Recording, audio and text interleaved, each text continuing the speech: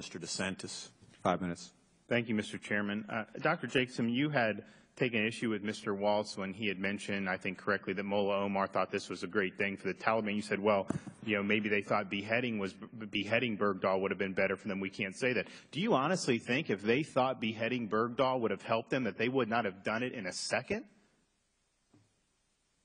They did this. They got those men back because they want those guys back in command. Of course it was better for them. So I thought that for that comment, I thought was just struck me as totally off base. Let me ask you this. Do we have troops in Afghanistan right now? Yes, Congressman. Okay. And so you had referenced troops who have been left behind. And we can argue whether Bergdahl left his unit behind, and I agree with Specialist Full. I think he did that. Everyone that served with him said that. But if we still have troops there, who have we left behind? We're still fighting the conflict. It's not over yet. And so the notion that somehow had we not done this trade, that means we, quote, left him behind is utter nonsense. And so what we've done is we've replenished the enemy in wartime when we still have fighters in there, and those individuals will be back on the battlefield. Even if you believe this Qatar year, they're going to be back while we still, under the President's timetable, still have troops there. So we have not left anybody behind. And I think Mr. Waltz hits it right on the head about the price that you pay. Does this help or harm the security interests of the United States? I would refer to people like my colleague Sam Johnson, who was a Medal of Honor winner, one of the most respected men in this body, prisoner of war. He said, absolutely not, this should not have been done. And when he was a prisoner of war, he would not have wanted to go back if it meant harming the security interests of his country. And when I talk to veterans in my district, and I have people who were POWs, they say the same thing. Yeah, of course we want to get everyone behind, harm the country, and put everyone else at risk to do that. Mr. Andrews, did your son Darren get honored at the White House for his service?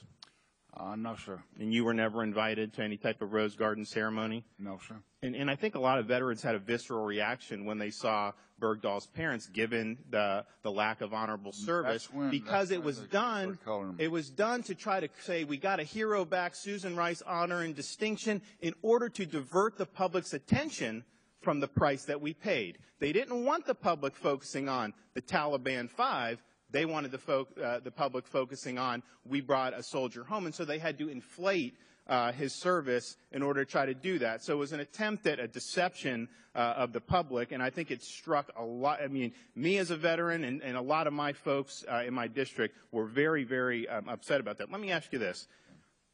The Army lied to you basically about how your son died, correct? They at least at the very best didn't tell the whole story. Okay. So knowing that you didn't get the whole story, do you have confidence with this Bergdahl matter? We hear, oh, we got to let the military decide. But do you have confidence that they're going to do an investigation that's impartial and adequate?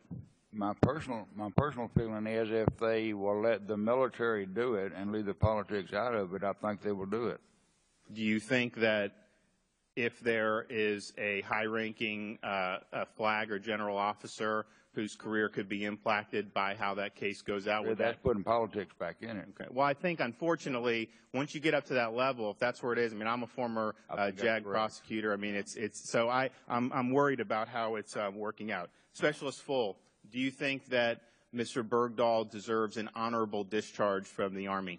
No, I do not. It's a slap in the face to all those that did serve honorably, upheld their oath, and didn't desert, that he gets the same benefits that they do.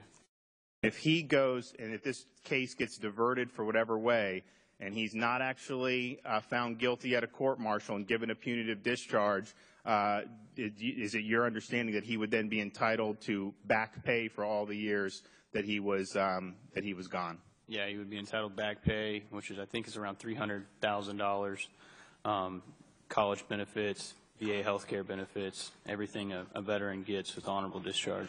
And so you think that given what happened, if you were advising a prosecutor as to what to ask for the penalty, would a dishonorable discharge be one of the things that they should ask the military judge or the members for? Yeah, reduced in rank, forfeiture of all pay, and dishonorable discharge is what I would recommend. Well, I appreciate that. I'm concerned. I mean, I have been involved in the military justice system. there is an inherently a lot of politics involved in when you get at that level. And, I think it's important that this is transparent, and I think Congress needs to conduct oversight. How Nadal Hassan was handled, to me, was a travesty that it took that long, and he got over $300,000 just sitting in the brig. So I appreciate the witnesses, and I yield back. And gentleman yields back. The chair recognizes